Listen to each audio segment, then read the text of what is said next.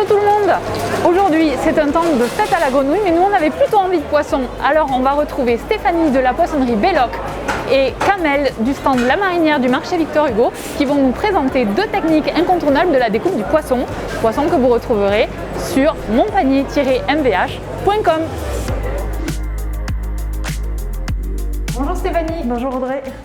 Alors aujourd'hui tu vas nous montrer comment découper du poisson pour faire des sashimi. Exactement. Un filet de saumon. On va faire des sashimi de saumon. D'accord. Est-ce qu'on peut faire des sashimi d'autres types de poissons? Oui, on peut faire avec du thon, on peut faire aussi avec du dos de cabillaud, on peut faire voilà. Tout est possible. Là j'ai pris le saumon entier, mais on va couper un morceau dans le cœur du poisson. Avant, première chose, bien vérifier qu'il n'y a plus d'arête. Donc on passe sa main ici à ce niveau-là, son doigt, et là, s'il y a une petite résistance, il reste une arête. Donc les arêtes se situent généralement sur la partie supérieure ici de saumon. On demande un joli morceau de saumon. Est-ce qu'il faut absolument ce couteau-là? Qu'est-ce que tu conseilles comme type d'ustensile? Ça c'est le couteau idéal. Après, j'ai porté un autre couteau à filet. Voilà, c'est un couteau un petit peu plus qu'on peut retrouver plus facilement dans sa cuisine.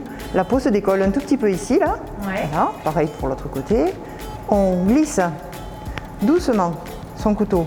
Je tiens bien la peau. Du bout des doigts. Du bout des doigts. Je passe la lame du couteau tout le long. Et je glisse avec mon couteau bien plat, ici. D'où l'intérêt d'avoir un couteau très fin. Plutôt fin et plutôt plat. Pour la découpe des sashimi, il faut essayer d'enlever ici ce muscle-là. Ce muscle, c'est le muscle de nage du poisson. On va essayer tout doucement. Ouais. Voilà.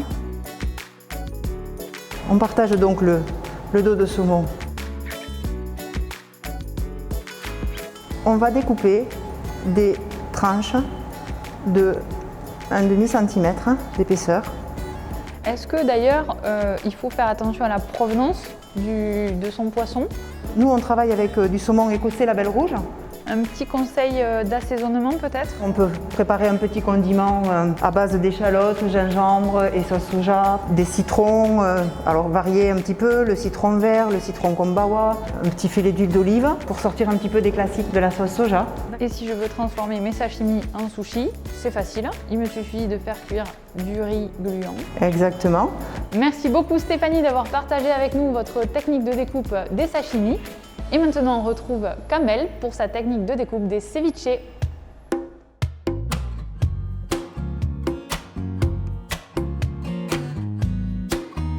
Bonjour Kamel.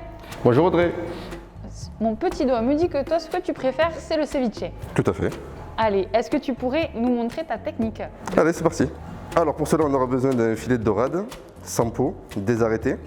On aura aussi besoin de persil haché, d'échalotes ciselées, de radis légèrement émincés, du citron vert, du citron jaune et du sel citronné. On rajoutera à ça un petit peu d'huile d'olive et ça suffira pour faire un petit ceviche classique mais parfumé exactement. Est-ce qu'on peut utiliser d'autres types de poissons, Kamel? Oui, bien sûr, on peut utiliser aussi du bar qui ressemble énormément à la dorade.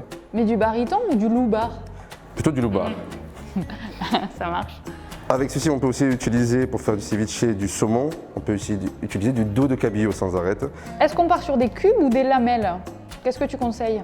Selon la préférence de chacun. Il y a des personnes pour qui les lamelles vont être trop grosses pour manger cru. Donc on préfère en général pour le ceviche couper des cubes d'1 centimètre en général. Ce qui suffira amplement pour faire un ceviche bien cuit. Le principe du ceviche est de faire cuire le poisson avec l'acidité du citron.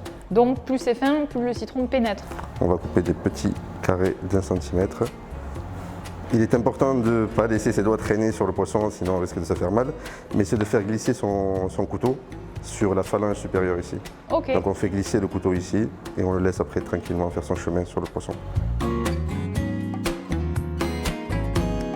Alors pour le dressage, un petit conseil? Pour permettre la cuisson en fait, de bien pénétrer le poisson, il est important que ce soit à plat. Parce que si on commence à faire des tas de poissons, celui qui se situe tout en haut du sommet, malheureusement, ne pourra pas être cuit comme celui qui est à la base. Et ensuite, c'est la garniture qui viendra sublimer le plat. Il y a un ingrédient indispensable, il me semble que c'est l'huile d'olive. Oui, tout à fait. Ce qui permet de donner en fait une texture pour éviter d'avoir juste le poisson cru et les condiments qui vont avec. Il ne faut pas que ça baigne dans l'huile, mais il faut qu'il y en ait assez pour qu'on puisse le sentir. Donc ce que je fais en général, c'est que je le mets sur les bords Je laisse ensuite l'huile s'écouler et je passe au citron directement pour commencer déjà la cuisson du poisson. Combien de temps est nécessaire? Ça dépend selon les personnes. Par exemple, moi j'aime bien laisser cuire le poisson 5 à 10 minutes. Donc c'est très rapide, on peut très rapide. se faire livrer le poisson de monpanier-mvh.com et dans le quart d'heure qui suit, passer à table.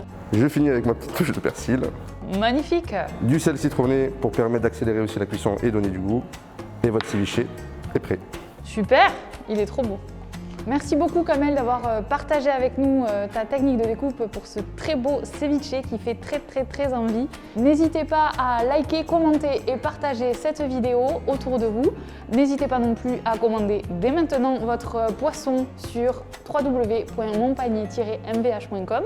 Nos commerçants du marché Victor Hugo vous livrent à domicile ou bien vous pouvez retirer sur place à pied ou en drive. À très bientôt!